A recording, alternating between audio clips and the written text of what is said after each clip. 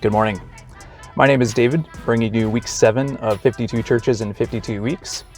Today I am a little bit more fancy looking today. I'm going to be attending St. Andrew Ukrainian Orthodox Church in Bloomingdale, Illinois. The last few weeks I've been doing 52 churches in 52 weeks. I've been attending some church services where there's a little bit more of some current events going on. Today, I wanted to check out a Ukrainian church, especially with everything that's been going on when it comes to praying for Ukraine for this whole issue with Putin's war.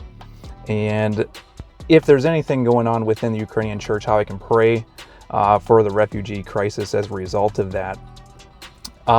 For this visit, I'm a bit nervous. In the first 52 churches in 52 weeks, you can read about it in Amazon. I'll leave a description and a link below. I attended a Greek Orthodox church, and that one was interesting because they kind of had like a pre-service where the father or the priest, he would talk, he would do liturgies and some psalms, and I believe it was Greek Koine language. And then they did a second, the normal service, and that was in English. My understanding with this one is it's going to be entirely foreign language. So I don't know what to expect. I don't know how I'm going to be able to do a video where I can't really communicate or express anything from a linguistic standpoint about what I learned from this one. But I'm going to be looking just to kind of see, all right, how does this church preach when it comes to its architecture and its actions? How can we still pray for Ukraine? How can we still pray for everyone that is being rattled with war with such a church experience? So no idea what to expect. There's only one way to see what happens, and that's going to be to walk in.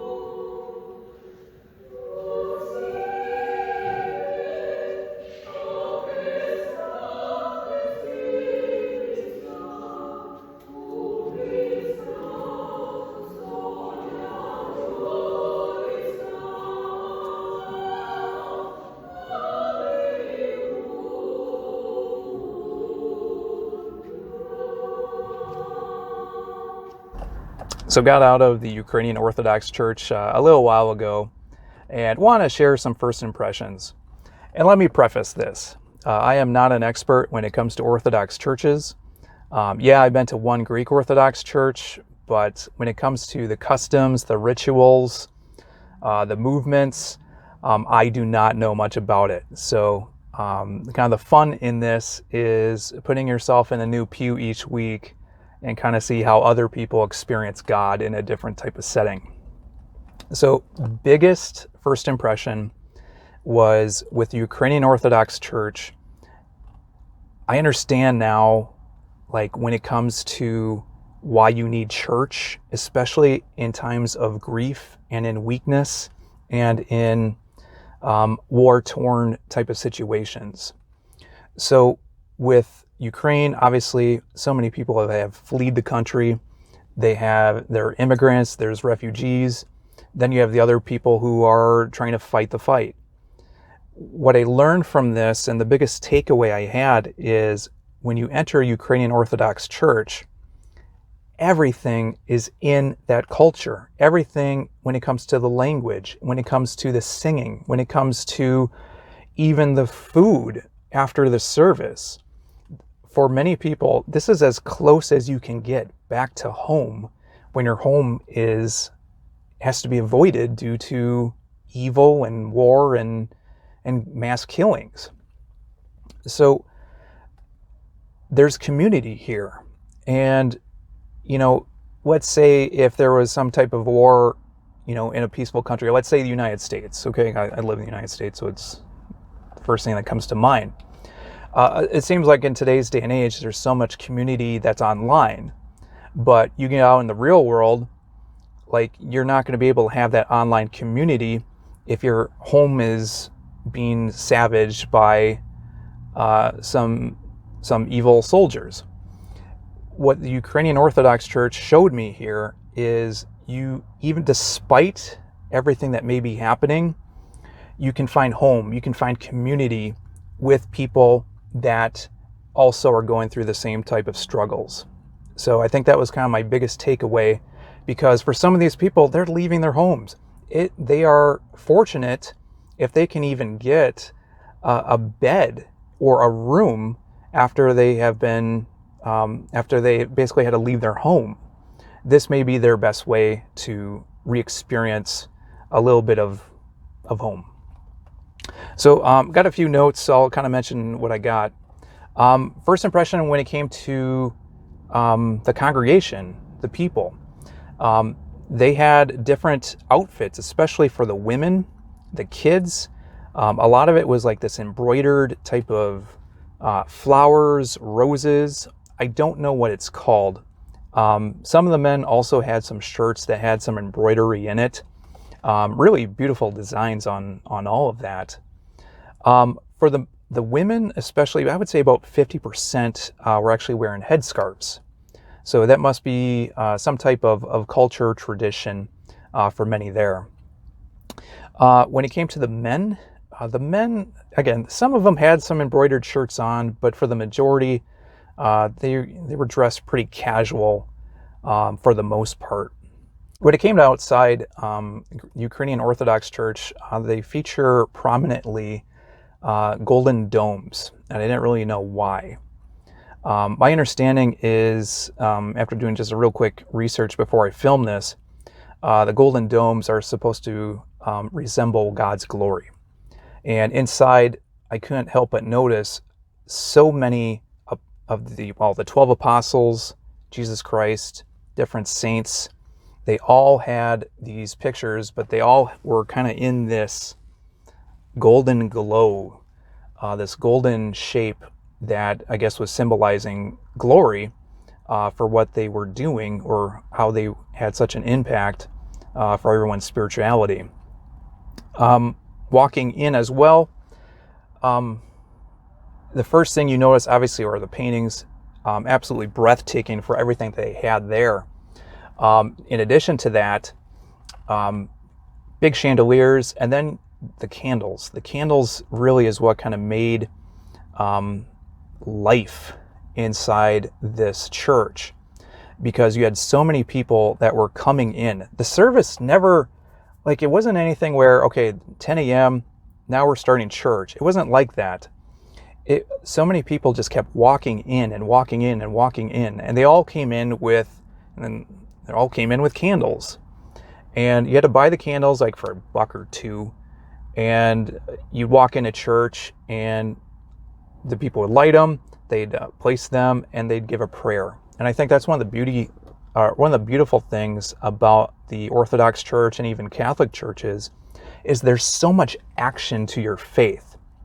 With more modern and contemporary churches, yeah, typically you'll stand up, you'll sing for 30 minutes, and then you'll sit down, listen to a 30-minute sermon, maybe do 1 or 2 more worship songs, and you're done.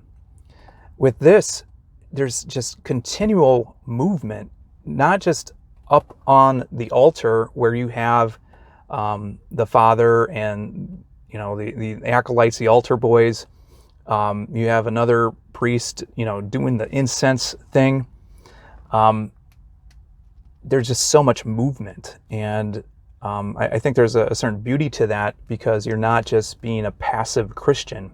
You're being an active Christian. You're praying. You're bringing your burdens and your prayers to God at the altar.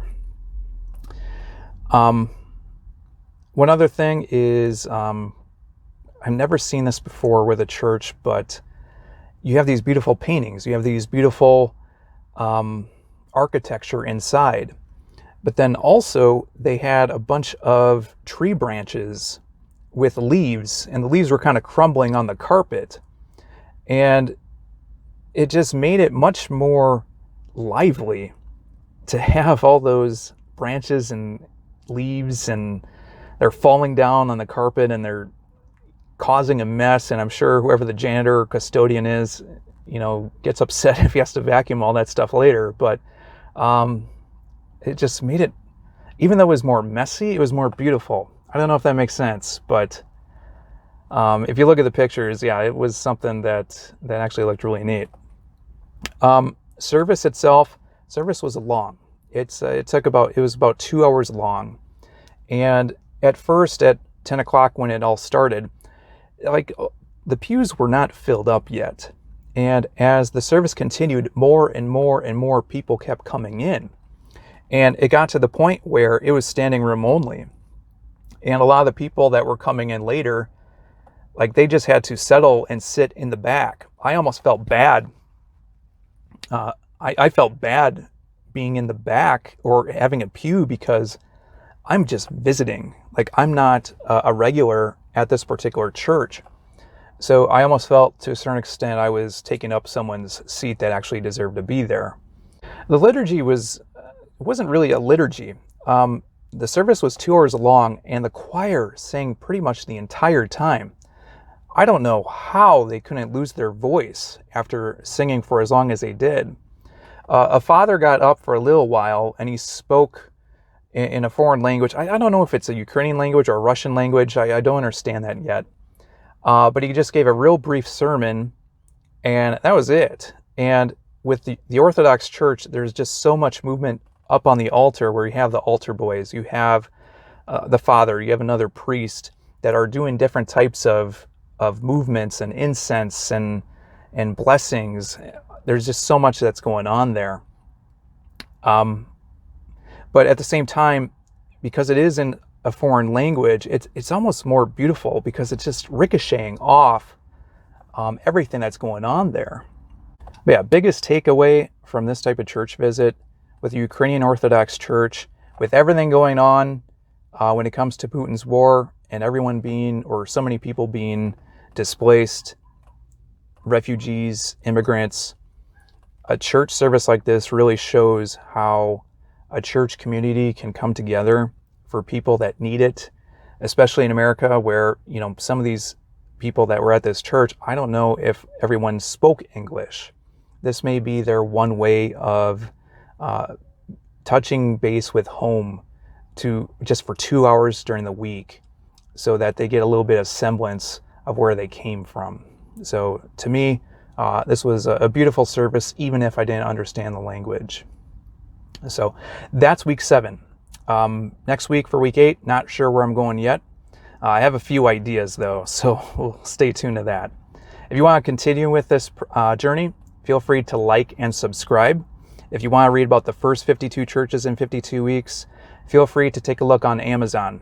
You can buy the paperback, hardcover, or Kindle Unlimited, or ebook, I guess, too, if you like to give it a read and see what happened for the first time. So thanks for watching. This is David, and hope you have a good rest of your day.